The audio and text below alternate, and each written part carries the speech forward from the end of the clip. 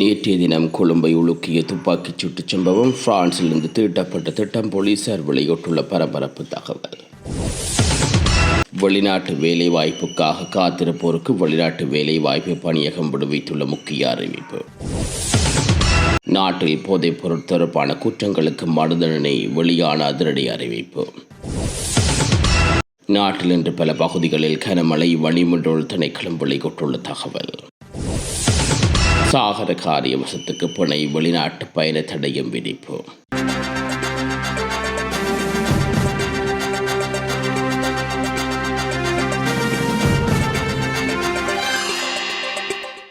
நாட்டின் பொருளாதாரம் மற்றும் சமூக கட்டமைப்புக்கு பாரிய அச்சுறுத்தலாக மாறியுள்ள போதைப்பொருள் கடத்தல் குற்றங்களுக்கு மறுதண்டனை நடைமுறைப்படுத்துவது குறித்து அரசாங்கம் அவதானம் செலுத்தியுள்ளது. ஜனாதிபதி அன்றுகுமார் திசாநாயக்க தலைமையிலான ஜனாதிபதி செயலகத்தில் நடைபெற்ற நாடே ஒன்றாக தேசிய செயற்பாட்டு சபை கூட்டத்திலேயே இது தொடர்பாக விரிவாக கலந்துரையாடப்பட்டுள்ளது. போதைப்பொருள் வர்த்தகத்தை கட்டுப்படுத்த கடுமையான சட்டங்களை நடைமுறைப்படுத்த வேண்டியதன் அவசியமும், போதைப்பொருள் கட்டுப்பாடு மற்றும் பிணை வழங்குவது தொடர்பான சட்ட திருத்தங்களை விரைவில் நாடாளுமன்றத்தில் சமர்ப்பிக்கவும் இங்கு தீர்மானிக்கப்பட்டுள்ளது. அத்துடன் வழக்கு தாமதங்களை தவிர்க்க தடவியல் அறிக்கைகளை வழங்கும் நடவடிக்கைகளை துரிதப்படுத்த கடந்த ஜூலை மாதத்தில் மாத்திரம் 6414 அறிக்கைகள் வெளியிடப்பட்டுள்ளதாக தெரிவிக்கப்படுகிறது. சிறை கைதிகளின் சட்ட நடவடிக்கைகளை விரிவுபடுத்த கைப்பற்றப்படும் போதைப் பொருட்களின் அளவை வகைப்படுத்தி தரவுகளை வழங்குமாறு ஜனாதிபதி அதிகாரிகளுக்கு பணிப்புரை விடுவித்துள்ளார். இதேவேளை அண்மையில் 5 சிறைச்சாலைகளில் ஏற்பட்ட அமைதியின்மையினால் 20 பில்லியன் ரூபாய்க்கும் அதிகமான சொத்து சேதங்கள் ஏற்பட்டுள்ள நிலையில் சிறைச்சாலையின் பாதுகாப்பு கேமராக்களை நிறுவ நிதி ஒதுக்குமாறும் புனர்வாழ்வு சட்டத்தை திருத்தங்களை விரிவுபடுத்துமாறும் அறிவுறுத்தப்பட்டுள்ளது. மேலும் பாடசாலைகளில் போதைப் பொருள் பரவுவதை தடுக்க மிதுது பாசல திட்டம் முன்னெடுக்கப்பட்டு வருவதுடன் பெற்றோர் தங்களது பிள்ளைகளுக்கான போதைப் பொருளை பரிசோதிக்க கருவுகளையும் மருந்தகங்களூடாக பெற்றுக்கொள்ள முடியும் என்றும் சுட்டிக்காட்டப்பட்டுள்ளது.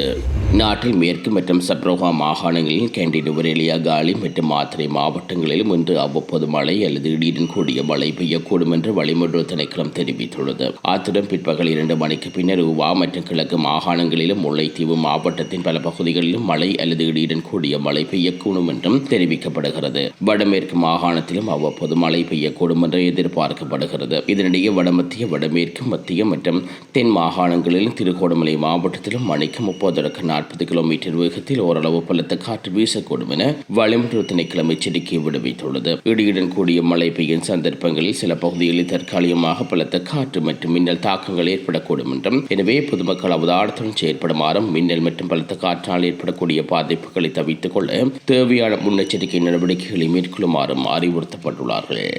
கொலம்பியாவில் திங்கட்கிழமை ஏற்பட்ட 7.4 ரிக்டர் அளவிலான சக்தி வாய்ந்த நிலநடுக்கத்தால் கட்டிடங்கள் இடிந்து தரைமட்டமாகியுள்ளது. இதுவரை அதிகாரப்பூர்வமாக குறைந்தது 111 பேர் உயிரிழந்துடன் மேலும் 87 பேர் படுகாயமடைந்துள்ளார்கள். மீட்பு மற்றும் தேடுதல் பணிகள் தொடர்ந்து நடைபெற்று வருகிறது. கொலம்பியாவில் இன்று 7.4 ரிக்டர் அளவிலான நிலநடுக்கம் ஏற்பட்டுள்ளதாக சர்வதேச ஊடகங்கள் செய்தி வெளியிட்டுள்ளது.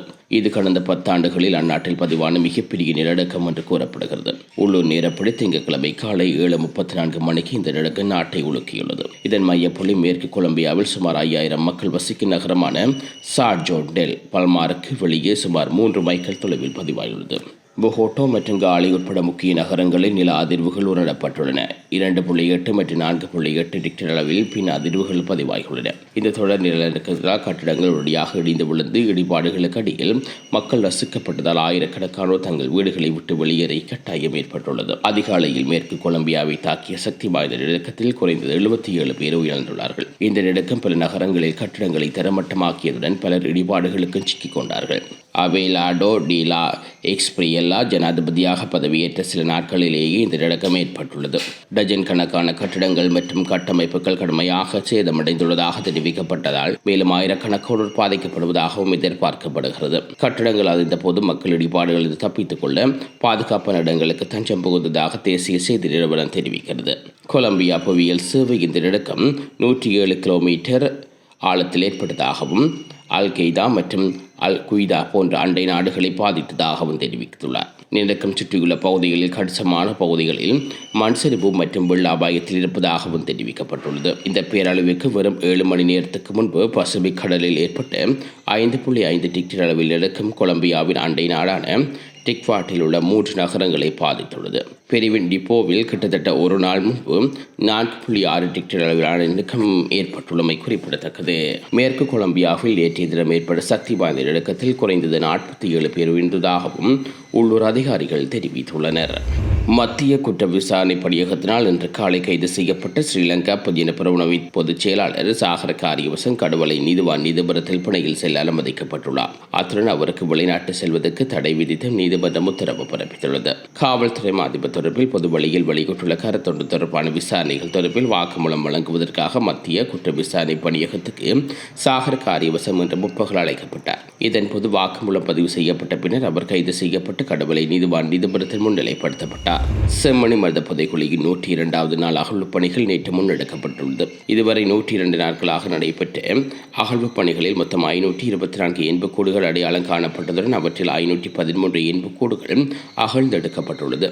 செம்மணி மருத புதைக்குழியின் 3ஆம் கட்ட அகழ்வுப் பணிகள் 56வது நாட்களாக முன்னெடுக்கப்பட்டு நீதிமன்றத்தில் அனுமதி வழங்கிய நிலையில் அதன் நேற்று 48வது நாள் அகழ்வுப் பணிகள் இடம்பெற்றுள்ளன. இதன்போது புதிதாக 9 எண்புக்கூடுகள் அடையாளம் காணப்பட்டதுடன் ஏற்கனவே அடையாளம் காணப்பட்ட 7 எண்புக்கூடுகள் அகழ்ந்தெடுக்கப்பட்டுள்ளன. மேலும் அகழ்வு பணியின் போது மாட்டின் காலில் பொருத்தப்பட்டுள்ள ஆடம் ஒன்றும் கைவழிகள் ஒன்றும் சான்ற பொருளாக மீட்கப்பட்டுள்ளமை குறிப்பிடத்தக்கது. இஸ்ரேலில் உணவகம் மற்றும் புறநமைப்பு துறைகளில் வேலைவாய்ப்பு பெற விரும்பும் இலங்கை தொழிலாளர்களுக்கான இடையவழி விண்ணப்ப பதிவு இன்று தொடக்கம் ஆரம்பிக்கப்பட்டுள்ளதாக இலங்கை வெளிநாட்டு வேலைவாய்ப்பு பணியகம் அறிவித்துள்ளது. தகுதியான விண்ணப்பதாரர்கள் பணியகத்தின் அதிகாரப்பூர்வ இணையதளத்தினூடாக இணைய பதிவேலை மேற்கொள்ள முடியும் என்றும் சுட்டிக்காட்டப்பட்டுள்ளது.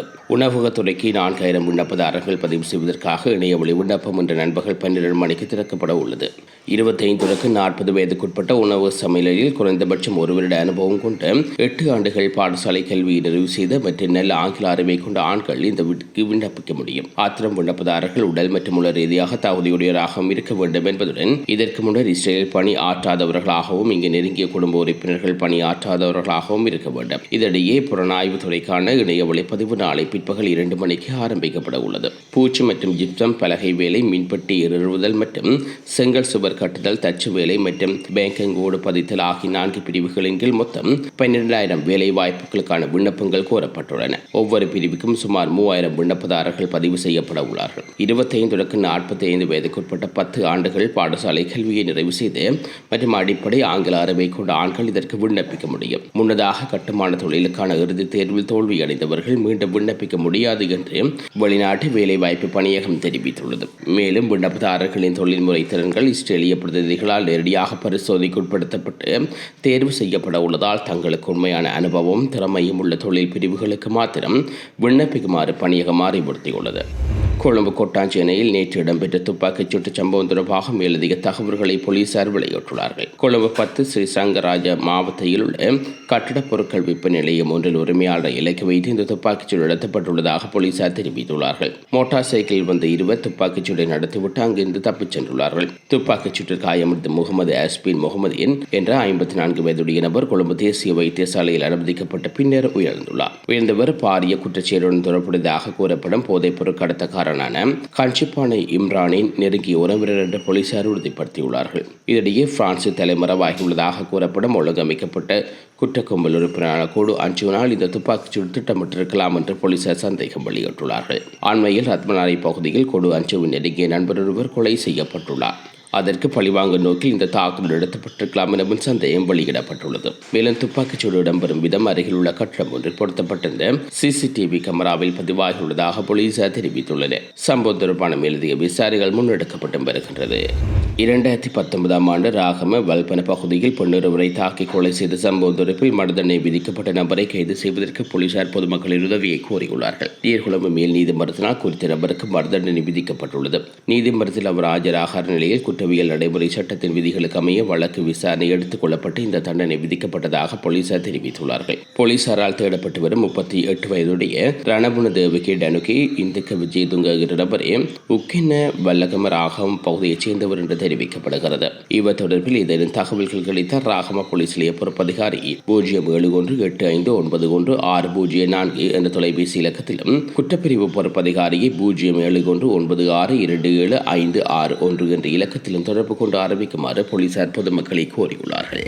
பாதுகாப்பான பொது போக்குவரத்து சேவையை உறுதி செய்யும் நோக்கில் முன்னெடுக்கப்பட்டு வரும் திடீர் போதைப்பொருள் பரிசோதனை திட்டத்தை மேலும் திறம்பட செயல்படுத்துவதற்கான அனைத்து வசதிகளையும் கொண்டு மேலும் ஒரு நடமாடும் மருத்துவ பேருந்து சுகாதார அமைச்சு தேசிய போக்குவரத்து மருத்துவ நிறுவனத்துக்கு வழங்கியுள்ளது. இன்று சுகாதார அமைச்சு வளாகத்தில் நடைபெற்ற நிகழ்வொன்றின் போது இந்த பேருந்து உத்தியோகபூர்வமாக கையளிக்கப்பட்டுள்ளது. சுகாதாரம் மற்றும் ஊடகத்துறை அமைச்சர் விசேட மருத்துவ நலிந்த ஜெயதிசேவினால் தேசிய போக்குவரத்து மருத்துவ நிறுவனத்தின் தலைவர் பேராசிரியர் கலிட்டோ ஃபெரேராவுடன் இந்த விசேட மருத்துவ சேவைகள் போக்குவரத்து உத்தியோகபூர்வமாக கையளிக்கப்பட்டது. போக்குவரத்து நெடுஞ்சாலைகள் மற்றும் நகராபிவிருத்தி அமைச்சினால் ஆரம்பிக்கப்பட்டுள்ள இந்த வீதி பாதுகாப்பு தொடர்பான இதுவருட மூலோபாய திட்டத்துக்கு அமைவாகவே நடவடிக்கை முன்னெடுக்கப்பட்டது. பொது போக்குவரத்தில் ஈடுபடுத்தப்படும் சாரதிகள், நடத்துனர்கள் மற்றும் சாரதி உதவியாளர்கள் ஆகியோர் திடீர் பரிசோதனைக்கு உட்படுத்தப்படும் திட்டம் தற்போது 5 மாகாணங்களில் உள்ளடக்கிய வகையில் செயற்படுத்தப்பட்டு வருகிறது. புதிதாக இணைக்கப்பட்டுள்ள வசதியுடன் தேவையான பௌதீக மற்றும் மனித வளங்களை மேம்படுத்தி நாட்டின் ஏனைய மாகாணங்களுக்கு இந்த போதைப் பொருள் பரிசோதனை நடவடிக்கைகளை விரிவாக திட்டமிடப்பட்டுள்ளது. இந்த தேசிய திட்டத்தின் கீழ் இதுவரை 7180 போதைப்பொருள் பாவனை பரிசோதனைகள் நடத்தப்பட்டதுடன் அமைச்சுகளுக்கு இடையிலான ஒத்துழைப்பின் மூலம் வீதி விபத்துகளால் ஏற்படும் உயர் மற்றும் சொத்து சேதங்கள் குறைப்பதே இதன் முக்கிய நோக்கமாகும் என்றும் தெரிவிக்கப்பட்டுள்ளது. இதுபோன்ற செய்திகளை தெரிந்து கொள்ள யாழ் டிவி நியூஸ் சேனலை சப்ஸ்கிரைப் செய்து அருகே இருக்கிற பெல் பட்டனையும் கிளிக் செய்து கொள்ளுங்க. மேலும் இதுபோன்ற செய்திகளை உடனுக்குடன் தெரிந்து கொள்ள யாழ்டிவி.com எனும் இணையதளத்தின் வாயிலாக எங்களோடு இணைந்து கொள்ளுங்கள்.